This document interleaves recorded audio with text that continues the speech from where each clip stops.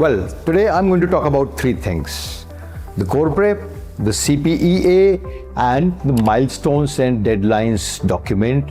These three form the foundational pillars of your SAT prep. The core preparation is an extremely important, but also I think the easiest and the least stressful phase of this prep.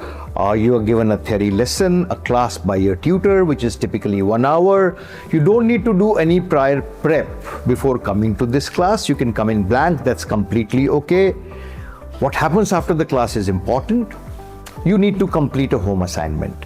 But before completing this home assignment, make sure that you're spending about 20 minutes to half an hour reviewing the content taught in the class by accessing the Super Score library and going over the relevant chapters. This would help you do well in your home assignment. Second, your home assignment must be completed as close as possible to the time when the class was conducted.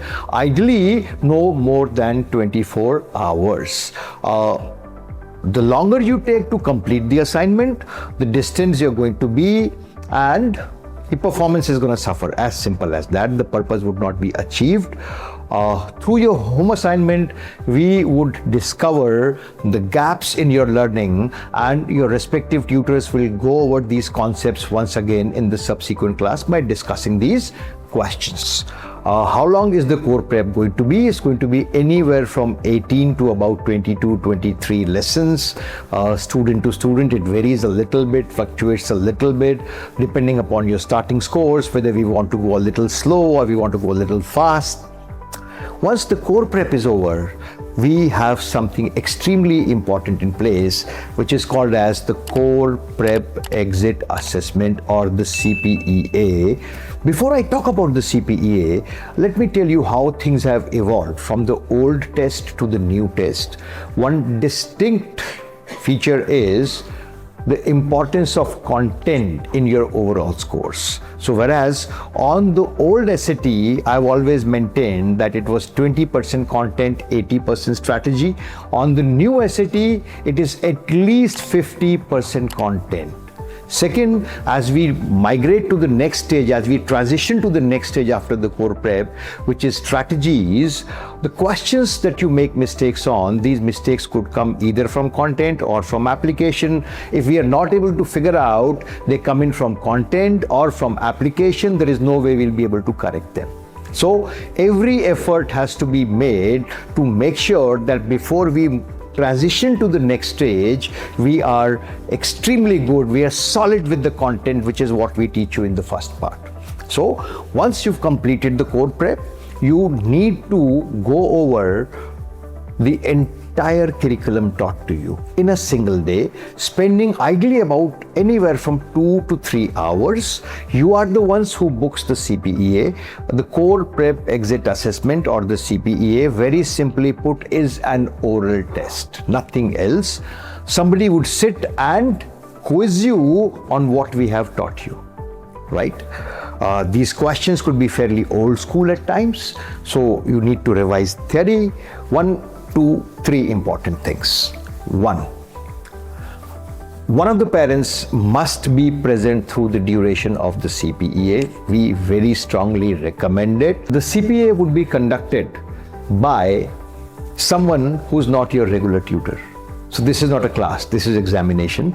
In the interest of transparency, we always assign it to an independent tutor, a qualified tutor from our own team. Third, post this CPEA, they will generate a beautiful report that will be shared with you on the dashboard as well as on the WhatsApp group, which will pin down to the last topic: what is it that you are good at, what is it that you are not good at. We've seen a huge correlation between your CPA scores and your final mock scores and your final test scores. Let me put it this way: doing well on the CPEA is not a guarantee of doing well on the SAT. But not doing well on the CPEA is a guarantee of not doing well on the SAT or on your mock tests that follow. So the CPEA, take it very, very seriously. That is the single most important important event that you need to be preparing yourselves towards, right? They'll also give you recommended guidelines. If your score is from here to here, it's okay. If your score is between these 2 points, you need to kind of revisit certain areas. Your tutors might recommend certain practice sheets. They might recommend certain revision to you that you must undertake.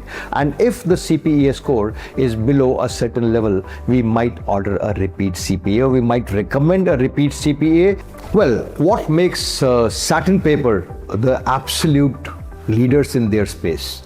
I'll tell you. It's our outcome orientation. It's how sensitive we are to the results that we produce. It's a mission for every single team member at Satin Paper to try and get our students the best results possible. And the result? 41% of our students last year did a 1500 or higher on the SAT. A 1500 is the 99th percentile, which means statistically, if 100 students take the test, one of them is going to get a 1500. In the Indian subcontinent, because not everybody takes the SAT, this number is going to be maybe 4 or 5 out of every 100. Prepared students who work schematically towards it, some 8 or 10.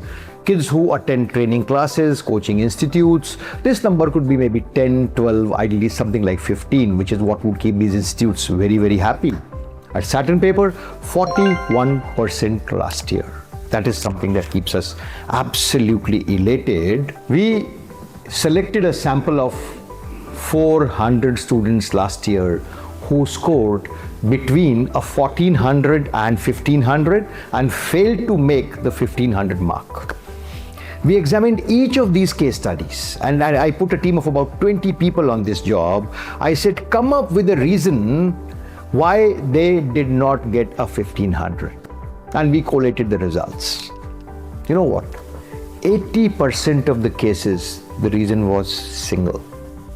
Not navigating the prep, not meeting the deadlines, not completing the core prep on time, not booking the CPEA, and the most important thing, delaying the strategy classes infinitesimally. We have some magical strategy classes with us. I'll talk about them in one of the subsequent videos. So whereas all those strategy classes are supposed to be completed with a good 4 weeks to spare for the test date, in most of these cases, what we observed was that at times the strategy classes were completed with just 2 days to spare, not allowing their full impact to play out. And that's how we developed the Milestones and Deadlines document.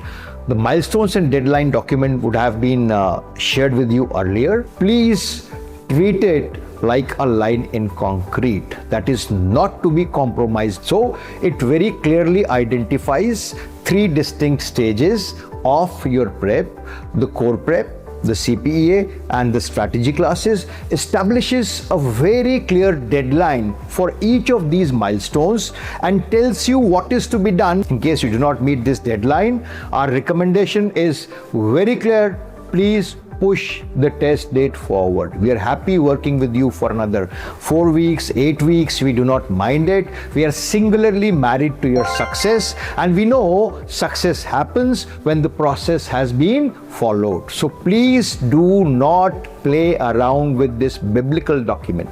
You need to be absolutely on track with the Milestones and Deadlines document. I would much insist that you take a printout of this document and put it on a wall near your work desk, reminding yourselves all the time. In case you are not able to meet those milestones and the deadlines, please do get back in touch with your manager. They will be able to tell you what is to be done, if this can be extended by 3 days, 4 days, or must we push the test date forward. But take this as the most important lesson from my video today. I'll keep coming back to you with more. Thank you so much.